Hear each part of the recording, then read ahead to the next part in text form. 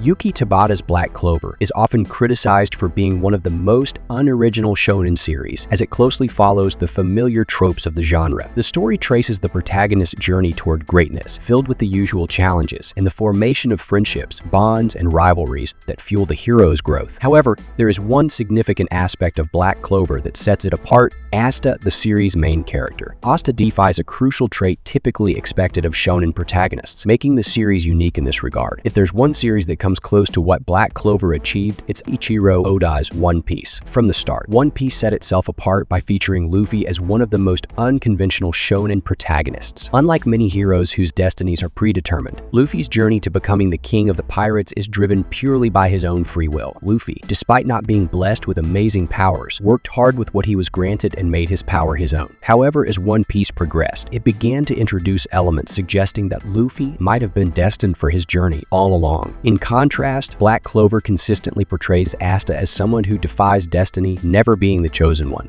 In fact, Asta is the antithesis of a chosen hero, and through this, Black Clover accomplishes what One Piece only hinted at from the very beginning. Unlike Luffy, Black Clover's Asta continues to embody his role as the unchosen hero. When a shōnen series begins, it often establishes a foundation where the protagonist is either given a seemingly weak ability that they must work hard to master, or they possess a hidden power yet to be discovered. One Piece followed this pattern with Luffy, whose initial ability was not particularly formidable, but rather intriguing. As the series progressed, Luffy's hard work led to the development of new abilities. However, the story eventually reveals that Luffy's most powerful transformation wasn't a result of his hard work alone, but was tied to destiny. This is highlighted by the revelation that the devil fruit Luffy ate was the one previously possessed by Joy Boy, a legendary figure who passed his will down through the ages. In contrast, Black Clover brilliantly crafts Asta as the complete opposite of the chosen one. He is the only person in the entire world born without a trace of magic in a society where one's worth is measured by their magical abilities. This lack of magic sets Asta apart as truly unique, allowing the series to explore the concept of anti-magic, a power that ultimately helps him pursue his dream of becoming the Wizard King. As the story progresses, Black Clover remains true to its initial premise, never forcing Asta into a role of destiny like Luffy, but instead building on the idea of an unchosen hero who defies all odds. This is best depicted in episode 63 of Black Clover, titled Not in the Slightest, where the Queen of Witches bluntly declares that Asta is merely a defective piece, not special in the slightest in a world brimming with magic. It is true that the idea of Luffy as the heir to the warrior of liberation, chosen by fate to carry forward Joy Boy's will, may have looked out of place to longtime fans of One Piece. However, it's also true that the series always had another major theme besides freedom, and that's inherited will. Gold D. Roger even mentions it in one of the most iconic moments of the series.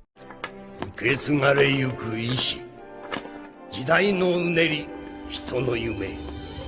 人々が自由の答えを求める限り、それらは決してとどまることはない。